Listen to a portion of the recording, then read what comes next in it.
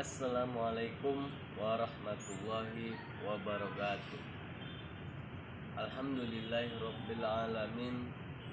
Wassalatu wassalamu ala asyrafil anbiya'i wal mursalin wa ala alihi wa ashabihi ajmain.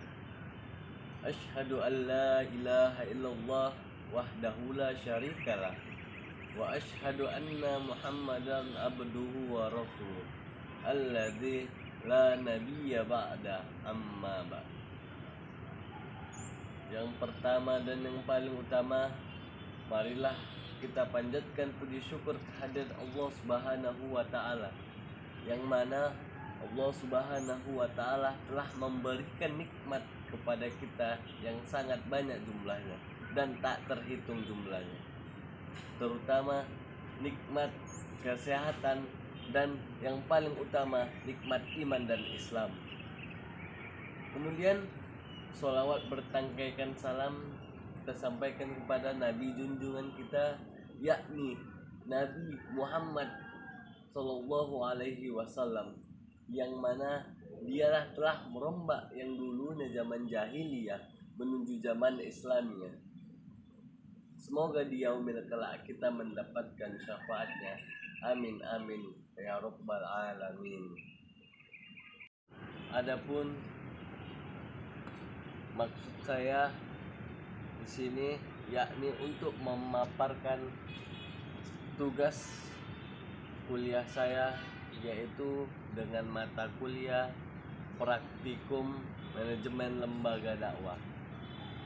Terlebih dahulu perkenalkan, nama saya Rafli Rahmana Hidayat dengan NIM 0104192061 dengan prodi Manajemen Dakwah B semester 7. Adapun di sini saya akan menjelaskan maksud dari lembaga dakwah beserta tujuannya.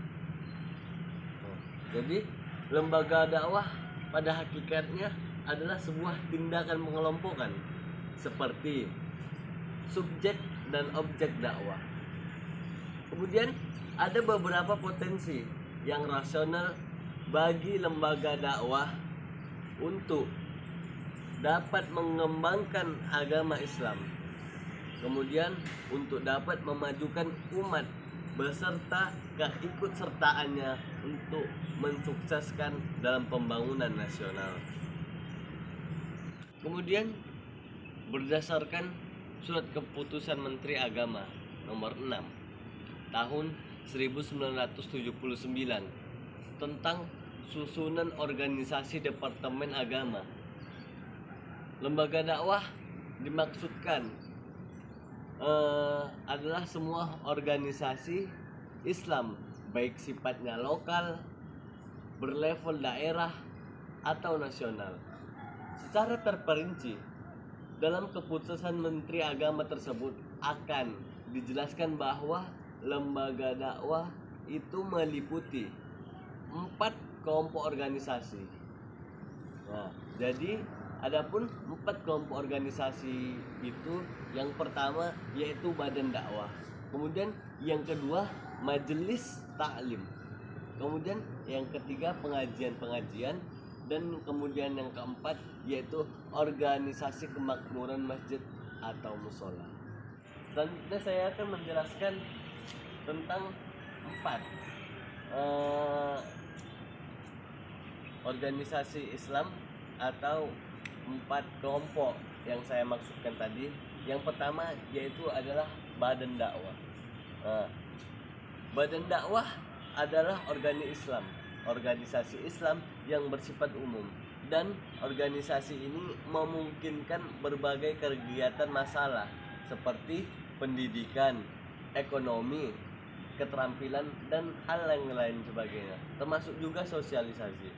Dan adapun contoh badan dakwah yaitu yang pertama Muhammadiyah, kemudian Syarikat Islam, kemudian yang ketiga Nahdlatul Ulama, dan terdapat pula hal-hal organisasi yang lainnya, mengingat badan dakwah, mengingat kemudian badan dakwah ini kita bagi menjadi 5 tipe.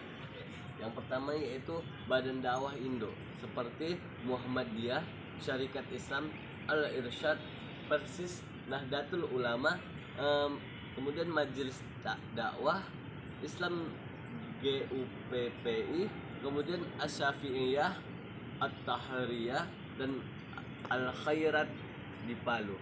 Kemudian tipe yang kedua yaitu badan dakwah wanita.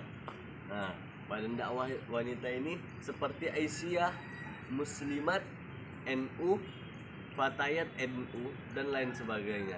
Kemudian tipe yang ketiga yaitu badan dakwah pemula. Nah, badan dakwah pemula, badan dakwah pemuda. Badan dakwah pemuda inilah seperti mahasiswa dan pelajar lainnya.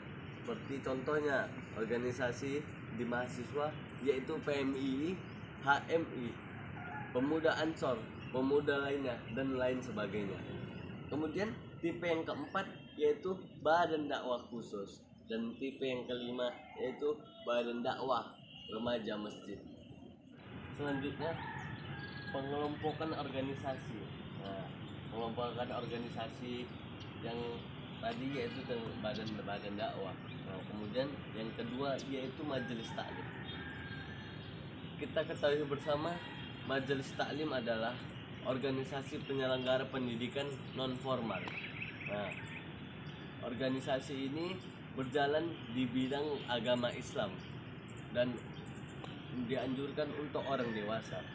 Nah, dan majelis taklim ini terdapat di beberapa provinsi atau daerah kegiatan dan diberi nama pengajian. Biasanya masyarakat sekitar memberi nama itu majelis taklim itu seperti pengajian, dan kelompok ini jumlahnya sangat besar di tiap kabupaten atau kota. Kemudian yang ketiga, pengelompokan yang ketiga yaitu pengajian. Nah, dengan pengajian dimaksudkan adalah suatu pengajian tersebut merupakan organisasi umat Islam yang mengelola yakni pendidikan non formal bidang agama Islam untuk anak-anak. Kemudian pengajian ini biasanya diadakan di rumah-rumah atau di masjid-masjid tempat masyarakat sekitar berada. Nah, kemudian pengelompokan yang terakhir yaitu organisasi masjid atau musola. Yang dimaksudkan dari organisasi kemakmuran masjid dan musola adalah organisasi yang dibentuk untuk mengelola masjid atau musola, dan organisasi tersebut dilaksanakan di berbagai kegiatan, yakni kegiatan tersebut dilaksanakan di dalam masjid atau musola. Baiklah, mungkin hanya inilah yang dapat saya sampaikan. Kurang dan lebihnya saya mohon maaf, karena saya pun masih dalam tahap belajar. Akhirul kalam, assalamualaikum warahmatullahi wabarakatuh.